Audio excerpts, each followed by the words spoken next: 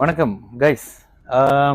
இன்றைக்கு பொருத்தம் எப்படி பார்க்கறது அப்படின்றதுனுடைய ஒரு தொடக்கமாக நம்ம இன்னைக்கு ஸ்டார்ட் பண்றோம். எனக்கு என்ன தெரியும் அப்படின்றத அடிப்படையில இந்த சின்ன பிள்ளைக்கு சொல்லிக் கொடுக்குற மாதிரி சொல்லிக் கொடுக்குறேன். தயவு செய்து இது பெற்றோர்கள் பாருங்க, ஓகேங்களா? ஸோ இப்போ எது உங்களுக்கு வந்து ராசிநாதன், லக்னம், லக்னாதிபதி இப்படின்ற இஷ்யூ இருக்குல்ல. முதல்ல ராசினா என்னது? ஒரு எக்ஸாம்பிள், நீங்க மேஷ ராசியா இருக்கிறீங்க அப்படின்னா, மேஷ ராசி, ஓகே, மேஷ ராசியா இருக்கீங்க. இது ரிஷபம், மிதுனம், கடகம், சிம்மம், கன்னி. இது அடிப்படை உங்களுக்கு தெரியணும். கன்னி, துலாம், விருச்சகம், தனுசு, மகரம், கும்பம், மீனம். என்ன சின்ன பிள்ளை கிளாஸ் எடுக்கிற மாதிரி எடுக்கிறீங்க அப்படின்னு கேட்டீங்கன்னா, ஆக்சுவலி இது உங்களுக்கு தெரிஞ்சு ஆகணும், ஓகேங்களா? ஸோ இதுல நீங்க மேஷம், 1ஆம் வீடு, இது காலபுருஷ தத்துவம் அப்படின்னு வரும். இதெல்லாம் நமக்கு தேவையில்லாத விஷயம், ஓகேங்களா? எங்க காலபுருஷ தத்துவத்தை பார்க்கணும், எங்க பார்க்க கூடாது அப்படின்ற மாதிரி ஒரு விஷயம் பார்த்துக்கலாம், ஓகேங்களா? சரி, ஃபர்ஸ்ட் முதல்ல கிளாஸ் 1ன்னே வச்சுக்கலாமா? டைட்டில் வச்சுக்கலாம், கிளாஸ் 1. ஓகே. ஓ, ஸ்கிரீன்ல வரவே இல்லை. கிளாஸ் 1. ஓகே, இதுல நீங்க மேஷ ராசியா இருக்கிறீங்க. ஓகே, ராசியை எப்படி கண்டுபிடிக்கிறது? உங்க ஜாதகத்துல சந்திரன் எங்க இருக்காரோ அது ராசி. ஓகே, இங்க ஓகே, கலர் நான் மாத்தி கொடுக்குறேன் உங்களுக்கு. சந்திரன்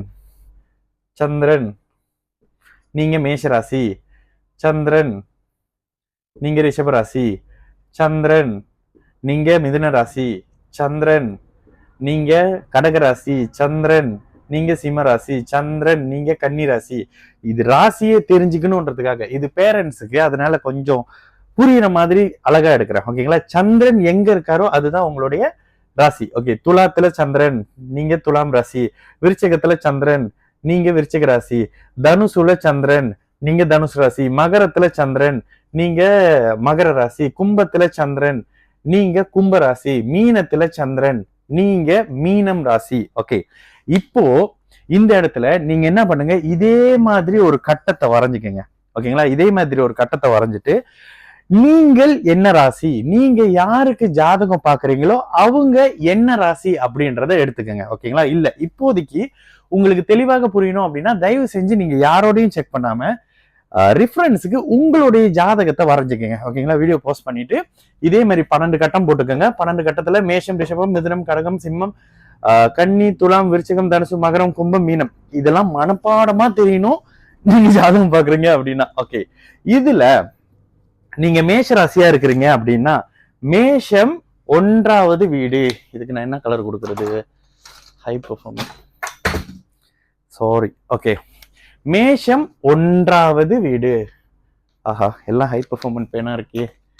ஹை பெர்ஃபார்மன்ஸ். சரி, ஓகே. மேஷம் உங்களுக்கு 1ஆவது வீடு.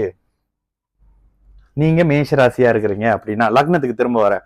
இல்ல நான் ரிஷப ராசி அப்படின்னீங்கன்னா, ரிஷபம் உங்களுடைய 1ஆவது வீடு. ஓகே, இல்லங்க நான் மிதுன ராசி அப்படின்னா, மிதுனம் உங்களுடைய 1ஆவது வீடு. ராசியிலிருந்து 2ஆம் இடம் அப்படின்னு எடுக்கிறனால அதுக்கு தான் வரப்ப. மிதுனம் உங்களுடைய 1ஆம் வீடு. அடுத்ததாக நீங்க கடக ராசியா, கடகம் உங்களுடைய 1ஆம் வீடு. அடுத்ததாக சிம்ம ராசிக்காரங்களா நீங்க இருக்கீங்களா, சிம்மம் உங்களுடைய 1ஆம் வீடு. கன்னி ராசிக்காரங்களா இருக்கீங்களா, கன்னி உங்களுடைய 1ஆம் வீடு. சோ இந்த மாதிரி நீங்க எந்த ராசிக்காரர்களாக இருக்கீங்களோ அந்த ராசி உங்களுடைய 1ஆம் வீடுன்னு வந்துடும், ஓகேங்களா? எல்லாமே நீங்க ராசி அப்படின்னா, ஏன்னா நம்ம பேசும்போது என்ன சொல்றோம், ராசி லக்னங்களுக்கு 2, 7, 8ஆம் பாவகத்தில் சனி, செவ்வாய், ராகு போன்ற கிரகங்கள் இருந்தால் ஒருவருக்கு 28 வயசுக்கு மேல திருமணம் சொல்றோம். நீங்க ராசின்னு என்ன தெரிஞ்சுக்கங்க. அடுத்ததாக ராசிக்கு 2ஆம் இடம்னா என்னது, ராசிக்கு 7ஆம் இடம்னா என்னது அப்படின்ற விஷயத்த புரிஞ்சுக்கலாம், ஓகேங்களா? இது வரைக்கும் உங்களுக்கு புரியுதா அப்படின்றத பாருங்க. சரி, அடுத்ததாக ஒரு உதாரணமாக, நீங்க மீன ராசிக்காரங்களா இருக்கீங்க. லக்னத்துக்கு அடுத்து வருவோம், இப்ப ராசி. நீங்க மீன ராசிக்காரங்களா இருக்கீங்க. உங்களுடைய ராசிக்கு 2ஆம் இடம் மேஷமாக வரும், ஓகேங்களா? உங்களுடைய ராசிக்கு 7ஆம் இடம் கன்னியாக வரும். உங்களுடைய ராசிக்கு 8ஆம் இடம் துலாமாக வரும். அப்ப 8 இந்த இடங்கள்ல சனி செவ்வாய் ராகு இருக்கும் போது உங்களுக்கு தாமத திருமணம். இங்க நம்ம இந்த திருமண அனுகூல பொருத்தம் எப்படி பாக்குறீங்கன்றத மட்டும் சொல்லி கொடுத்துட்டு இருக்கேன். இப்போ உங்களுடைய ஜாதகத்துல இதுல என்னன்னா, நான் 1970 பிறந்தேன், எனக்கு ராசி லக்னத்துக்கு 2 7 8ஆம் இடத்துல இருந்துச்சு, எனக்கு 20 வயசுல கல்யாணம் ஆயிடுச்சு அப்படின்னு கேட்டீங்கன்னா, ஜோதிடம் என்பது காலம், தேசம், சுருதி, யுக்தி, வர்த்தமானம் இதெல்லாம் அப்படியே மண்டில பதிஞ்சிடணுங்க. இதனோட அடிப்படையில 70ல 25 வயசுல கல்யாணம் ஆகலனாலே அது ஒரு பெரிய இஷ்யூவா பேசுவோம். ஓகேங்களா? சோ அந்த மாதிரி இல்லாம இப்ப இருக்க காலகட்டங்கள்ல எது பாதிப்பை கொடுக்குது அப்படின்றதான் பேசுறோம். இப்போ இந்த மாதிரியான மீன ராசியா இருந்தா உங்களுடைய 7ஆம் இடம் கன்னி, 8ஆம் இடம் துலாம், 2ஆம் இடம் மேஷம். ஓகே, உதாரணத்துக்கு நீங்க ரிஷப ராசியா வந்துடுறீங்க.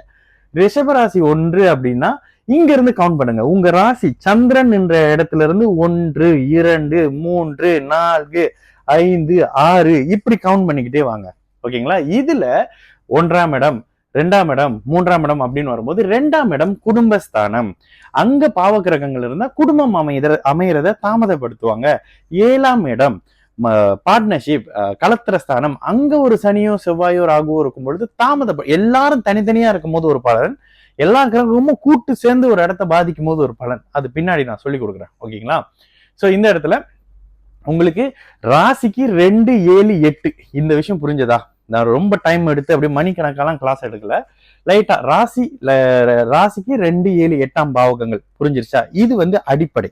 இந்த அடிப்படையில உங்களுக்கு இந்த அமைப்புகள் புரிஞ்சிருச்சு அப்படின்னா நீங்க ஜோசியத்துக்கு, அதாவது உங்க வீட்டுல இருக்கிறவங்களுடைய ஜாதகத்துக்கு, இது எந்த யாரையும் ஃபோர்ஸ் பண்ணி இல்லை, ஆனா தயவு செய்து திருமணத்தை ஏற்படுத்துற அம்மா அப்பாக்காக இந்த வீடியோ நான் கண்டிப்பாவே பண்றேன்.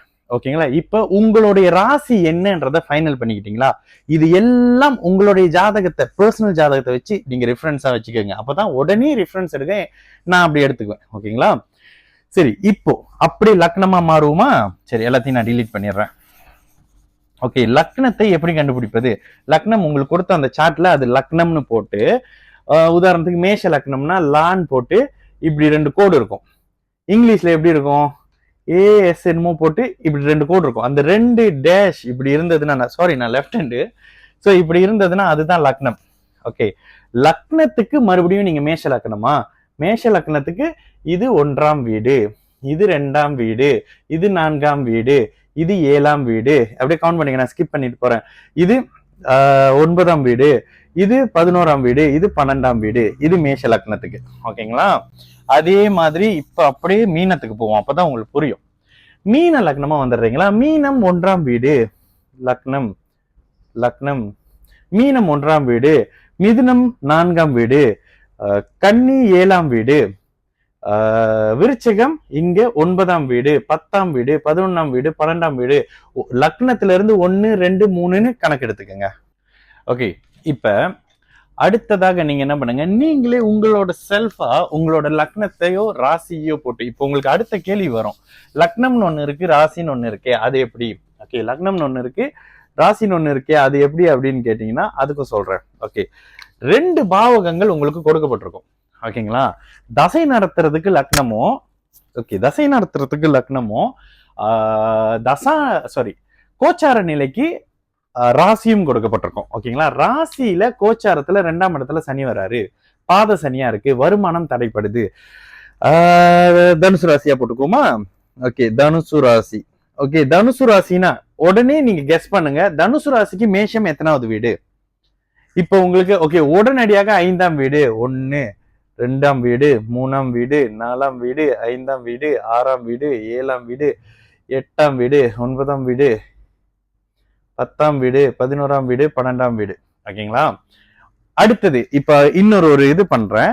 ஒருவேளை துலாம் ராசியாக இருந்தா, இல்ல துலாம் லக்னம், துலாத்துக்கு 3ஆம் வீடு எது? இம்மீடியட்டா வரணும். ஓகேங்களா? இந்த இடத்துல காலபுருஷ தத்துவம் அப்படி இப்படி போகாதீங்க. அப்படின்னா உங்களுக்கு இதை நான் மாத்தி காட்டுறேன். ஓகே, துலாத்துக்கு இது துலாம் 1, இது 2, இது 3. தனுசு, துலாத்துக்கு தனுசு 3ஆம் வீடு. இது மாதிரியான அமைப்புகள்ல என்ன ராசி என்ன லக்னம், ராசிக்கு 2ஆம் இடம், லக்னத்துக்கு 2ஆம் இடம், இது 2ஐயும் சேர்த்து தான் நீங்க பொருத்தணும். ஓகேங்களா? சரி, இப்ப நம்ம தனுசு ராசிக்கு பார்க்கலாம். ஓகே, தனுசு ராசிக்கு 7ஆம் வீட்டுல சனி இருக்கிறாரு. சனி திக்பலமாக இருக்கிறார், டப்புன்னு வந்துடணும். ஓகேங்களா? அடுத்ததாக சனி 7ஆம் வீட்டுக்கு வந்தாலே இங்க 4 பார்ப்பாரு. ஓகேங்களா? ஓகே, சனிக்கு எப்போதும் இந்த ஓகே இன்னொரு விஷயம் சொல்லிடுறேன். சனிக்கு சனி என்னென்ன பார்வை இருக்கு, பாப கிரகங்களுக்கு என்னென்ன பார்வை இருக்கு? சனி 3, 7, 10ஆம் பார்வை. செவ்வாய் 4, 7, 8ஆம் பார்வை. ராகு கேது பார்வையே இல்லை, ஸ்தான பலம் இல்லை, ஆட்சி உச்சம் இல்லவே இல்லை. ஓகேங்களா? இப்போ இங்க இருக்கிற சனியின் 3ஆம் பார்வை 1, 2, 3 3ஆம் பார்வை சிம்மத்துல விழுது. 3ஆம் பார்வை சனியின் 7ஆம் பார்வை ராசியில விழுது. இல்ல ஓகே, இத லக்னம்னு வச்சுக்கோ. லக்னத்துல சனியின் 7ஆம் பார்வை, லக்னத்துக்கு 4ஆம் இடத்துக்கு சனியின் 10ஆம் பார்வை. கணக்கு பண்ணுங்க. 1 2 3 4 5 6 7 8 9 10 10ஆம் பார்வை. சனியின் 3 7 10ஆம் பார்வையை இங்க வந்துட்டோமா? இப்படிதான் பாப கிரகம் தொடர்பு கொள்ளும். ஓகே, அடுத்ததாக செவ்வாயை போட்டுக்குவோமா? ஓகே, செவ்வாய் அப்படின்னு வரும்போது செவ்வாய இங்க ஆட்சியா போட்டுக்கலாம். ஓகேங்களா? செவ்வாய்க்கு இருக்கிற 4 7 10ஆம் பார்வை. இங்க இருக்கிற செவ்வாய் 1 2 3 4ஆம் இடமாக இங்க பாக்குறாரு. எத? கடகத்தை பாக்குறாரு. 7ஆம் பார்வையாக துலாத்தை பாக்குறாரு. இதெல்லாம் அடிப்படைங்க, இதை நல்லா புரிஞ்சுக்குங்க. ஓகேங்களா? அவருடைய 8ஆம் பார்வையாக விருச்சகத்தை பாக்குறாரு. இதுல இன்னொரு விஷயம் தெரியுங்களா? செவ்வாய்க்கு மட்டுமே இருக்கிற ஒரு குணம், தன்னுடைய வீட்டுல ஆட்சியாக இருந்து தன்னுடைய இன்னொரு வீட்டை பார்க்கக்கூடிய ஒரு அமைப்பு. இது ஒரு ஸ்பெஷலான விஷயம். பட் இங்க அது தேவையில்லை, நம்ம பொருத்தம் தானே பாக்குறோம். ஓகே, இப்போ இந்த ஜாதகத்தை போட்டுட்டோம். தனுசு லக்னமா வந்துட்டாங்க, இதெல்லாம் டிலீட் பண்ணிக்கலாம். தனுசு லக்னமா வந்துடுறாங்க. தனுசு லக்னத்துக்கு 7ல இவர் யாரு? சனி வராரு. தனுசு லக்னத்துக்கு 5ல செவ்வாய் வராரு. இதே நேரத்துல இங்க லக்னத்துல குரு இருக்கிறாரு. மங்கள யோகத்துக்கு வந்தாச்சு, சனியை சுபத்துவப்படுத்தியாச்சு, 9ஆம் இடத்தையும். ஓகே, இது சுபரின் பார்வை. ஓகே, நம்ம இங்க பார்வை கேட்டகரிக்கு வரல, ஒரு எக்ஸாம்பிள் சொல்றோம். சனியின் 9ஆம் பார்வை, சாரி குருவின் 9ஆம் சுப பார்வை 9ஆம் இடத்துல வந்தாச்சு. சரி, இப்ப இந்த அமைப்புல ஒரு ஜாதகம் இருக்கு அப்படின்னா பார்த்த உடனே அவங்களுக்கு இல்லைங்க 29 வயசுக்கு மேலதாங்க கல்யாணம், பையனா இருந்தா 31 வயசுக்கு மேல கல்யாணம் சொல்லிடணும். ஏன் அப்படின்னு கேட்டீங்கன்னா, லக்னத்துக்கு 7ஆம் இடம் சனி வந்துட்டாரு. ராசிக்கு 5ஆம் இடம் பாவர், ஆட்சியா இருந்தாலும் பாவர் இருக்க கூடாதுல்ல. அடுத்ததாக செவ்வாயின் 4ஆம் பார்வை 8ஆம் இடத்துல விழுது. இதெல்லாம் நீங்க நோட் பண்ணுங்க. ஓகேங்களா? செவ்வாயின் 4ஆம் பார்வை 8ஆம் இடத்திற்கு வருது. 8ஆம் இடம் என்னது? குடும்பம், மாங்கல்யம், அது இதுன்ற மாதிரியான அமைப்பு. இதே நேரத்துல இங்க ஒரு ராகு, இவருக்கு 33 34 வயசுல கல்யாணம். இல்லைங்க, குரு பிளஸ் சுக்கிரன் சேர்ந்தே இருக்காங்க, 35 வயசுக்கு மேலதான் கல்யாணம். இது ஆக்சுவலி இங்க ராகு இருக்கிறது 30 வயசு 32ல இருக்கும். இந்த குரு சுக்கிரன் சேர்ந்தா தான் 34 35 வயசு ஆகும். ஓகே, இந்த அமைப்பு உங்களுக்கு புரியுதான்னு பாருங்க.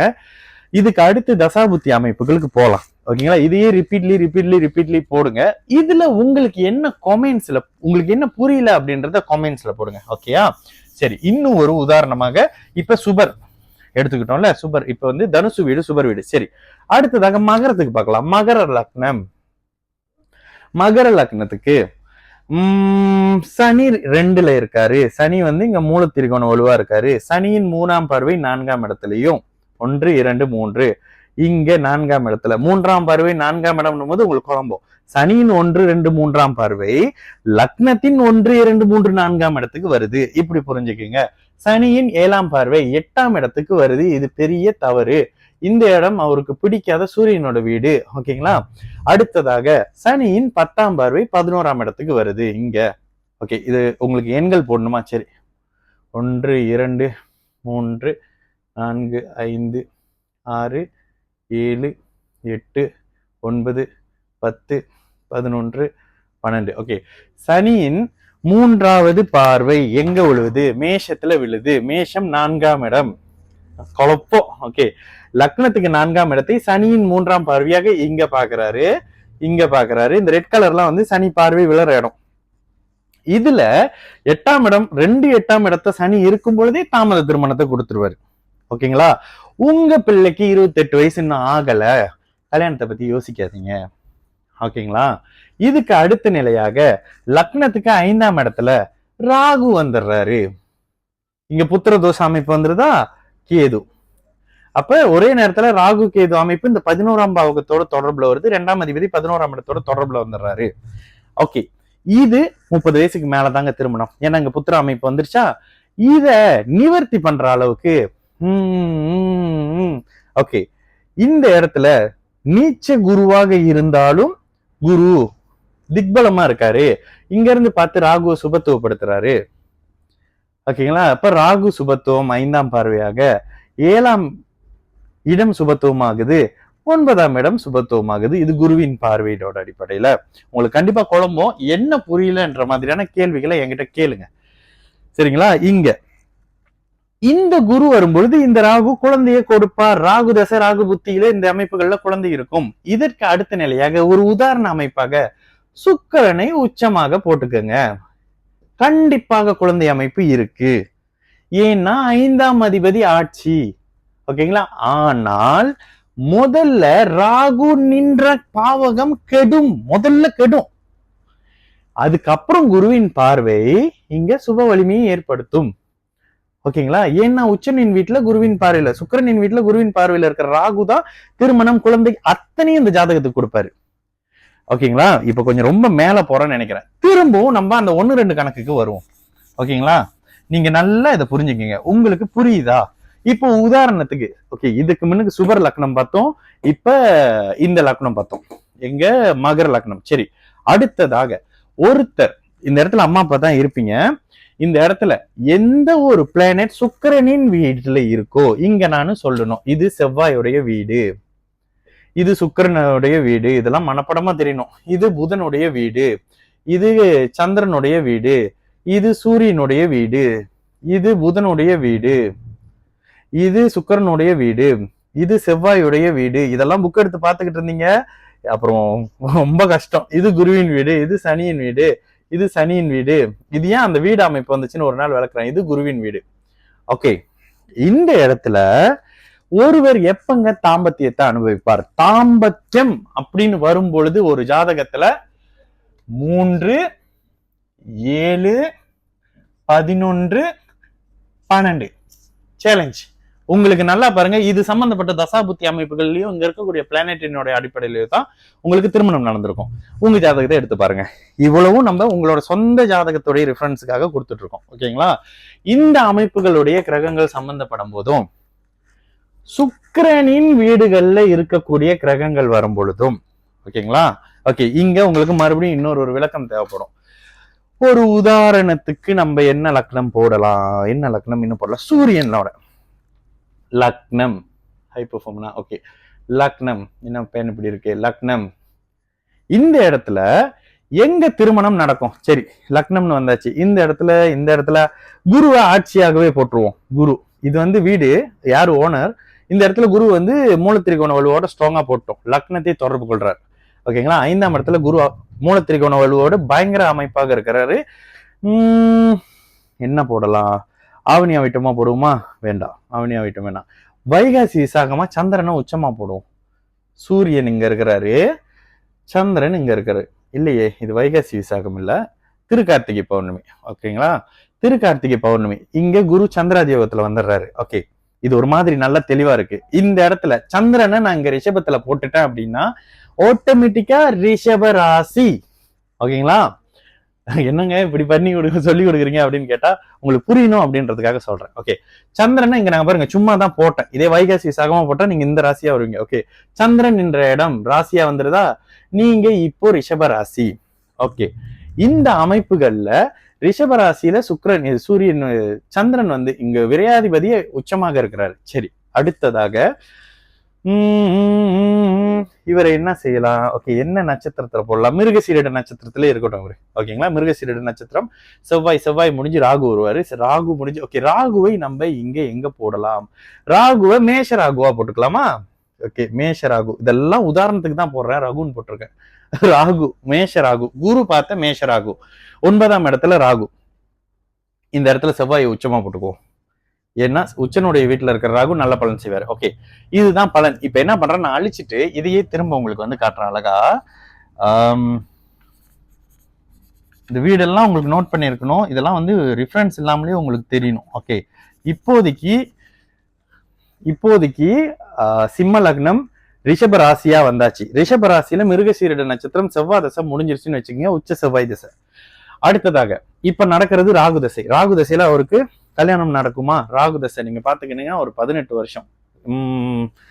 உடனே நான் என்ன வைப்பேன், லக்னத்துக்கு ஏழையும் ராசிக்கு ஏழையும் பார்ப்பேன். ஓகே, லக்னத்துக்கு ராசி ஏழை அமைப்புகள் இல்ல, எந்த ப்ராப்ளமும் இல்ல. ராகு உங்க போட்டா கேது உங்க வந்துருவாரு. ஓகே, ராகு தசை முடிஞ்சு வர்ற குரு தசை. குரு தசை வந்த உடனே ஆன் த ஸ்பாட் இந்த ஜாதகத்துக்கு குழந்தை இருக்கணும். ஏன்? 5ஆம் அதிபதி ஆட்சி. ஓகேங்களா, புத்திர காரகன் ஆட்சி. லக்னாதிபதி இங்க சந்திராதியோகத்துல நட்பு ஸ்தானத்துல, இங்க ஒரு நிஷ்பலம் தான், ஸ்தான பலத்தை இழந்தாலும் பூர்ண சந்திர அமைப்புகள்ல ஒளியான தன்மையில இருக்கிறாரு. சரி, ஒரு எக்ஸாம்பிள், இவர் யாரா இருப்பாரு? இவர் என்னவா இருப்பாரு? ஜாதகத்துல அதிகாரம் சார்ந்த அமைப்புகள்லாம் வலுத்து இருக்கு. இவர் அரசாங்க துறையில இருக்கிறாரு.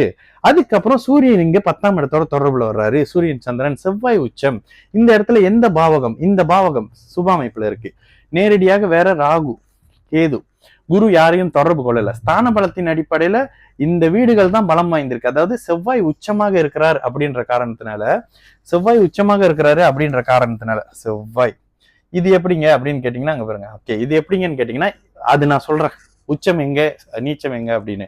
செவ்வாய் மகரத்துல உச்சம். ஓகே, மேஷத்துல சூரியன் உச்சம் சித்ரா பௌர்ணமி. ஓகேங்களா, ரிஷபத்துல சந்திரன் உச்சம், கடகத்துல குரு உச்சம், துலாத்துல சனி உச்சம், மகரத்துல செவ்வாய் உச்சம், இங்க மீனத்துல சுக்கிரன் உச்சம். நீச்சம் வேணாம், புதன் கன்னியில உச்சம்.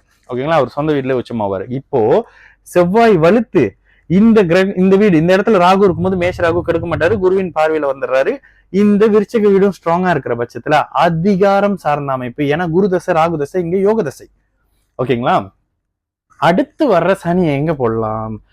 சனியை இங்க சூரியனோட போடுங்க 4ஆம் இடத்துல. ஓகேங்களா, கடுமையான சுபத்துவம்னு போட்டுக்கோங்க. அம்சத்துல கூட குருவோட வீட்டுல இருக்கிற மாதிரி பாத்துக்கலாம். ஓகேங்களா, பாத்துக்கலாம் முடியாது, பட் ஒரு எக்ஸாம்பிள் சொல்றேன்.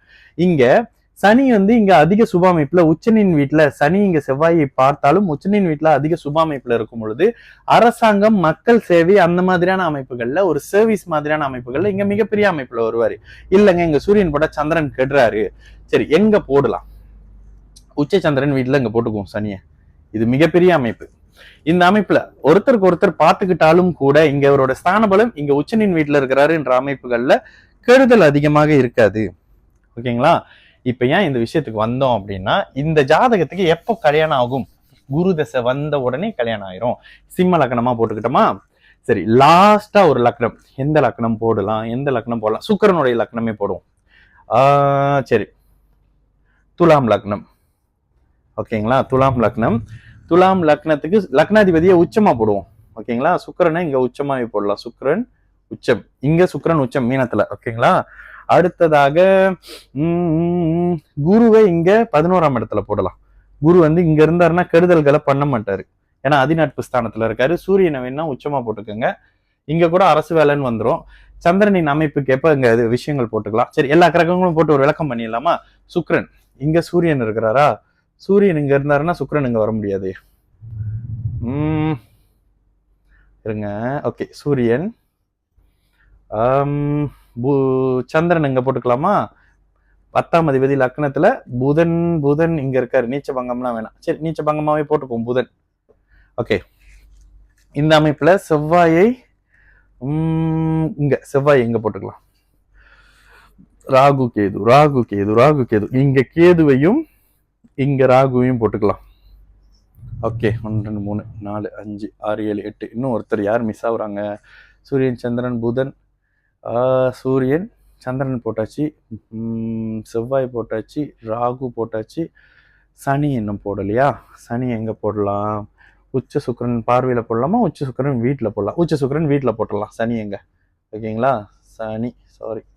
சனின்னு போட்டீங்கன்னா சனி பார்வை இங்க குருவை டிஸ்டர்ப் பண்ணும், இங்க பண்ணும், 2ஆம் இடத்தை பார்க்கும். ஓகே, இந்த மாதிரி அமைப்புகள்ல ஒருத்தருக்கு எந்த நேரத்துல கண்டிப்பா, ஓகே 8ல சனி வந்துடுறாரு. ஓகேங்களா, ராசிக்கு 7ல சூரியன், ராசிக்கு 8ல இவர் வந்துடுறாரு. மிக முக்கியமாக இந்த இடத்துல கல்யாணம் எங்க நடக்கும்? ஒரு கெஸ் உங்க மனசுக்குள்ள போடுங்க.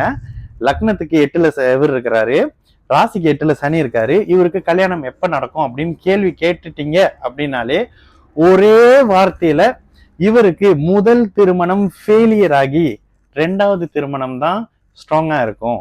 ஏன்னா 11ஆம் பாவகமும் பாவகாதிபதியும் வலுத்திருக்காங்க. 11ஆம் பாவகாதிபதி உச்சம், இது நான் தச்சையில தான் போட்டேன். 11ஆம் பாவகாதிபதி உச்சமாகி 11ஆம் வீடு அதிக சுபத்துவமாகி இங்க 11ஆம் அதிபதி சுப அமைப்புல குருவின் தொடர்புல வந்துடுறாரு. இங்க 2வது திருமணம். இப்ப என்ன நடக்கும்? இதுல லக்னாதிபதி ஸ்ட்ராங்கா இருக்கிறாரு. ஆனால் ஏதோ ஒரு ஜென்ம அஷ்டம சனிக்கு முன்பதாக 29 வயசுக்கு கீழாக ஒரு திருமணத்தை பண்ணி 30 வயசு போல டிவோர்ஸ் பண்ணி அதற்கு அப்புறம் 33 34 வயசுல 2வது திருமணம் நடந்து நிம்மதியா வாழ்வாங்க. ஓகேங்களா? அதுவே குரு இங்க இருந்தா 2வது கல்யாணத்தை மட்டும் சொல்றேன். ஓகேங்களா? இவ்வளவு தூரம் இன்னைக்கு வந்திருக்கும். இதுவே கொஞ்சம் பெரிய விஷயம் தான் அப்படின்னு நினைக்கிறேன். நெக்ஸ்ட் டைம் இதுல என்ன டவுட் இன்னைக்கு பார்த்து என்னது ஒரு கிளாஸும் ஒரு கேள்வி பதிலும் செய்யலாம். தயவு செஞ்சு உங்க சொந்த ஜாதகம் போடாம கொஞ்சம் முதல்ல இந்த அடிப்படை உங்களுக்கு என்ன புரியல அப்படின்ற மாதிரியான விஷயங்களை பேசலாம். சரிங்களா?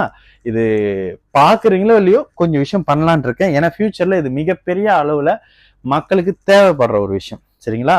இதுல எனக்கு புரிஞ்ச அமைப்புகளை விளக்கியிருக்கேன். உங்களுக்கு என்ன புரியல அப்படின்றத கொமெண்டா போடுங்க. அடுத்த வீடியோல சந்திக்கலாம்.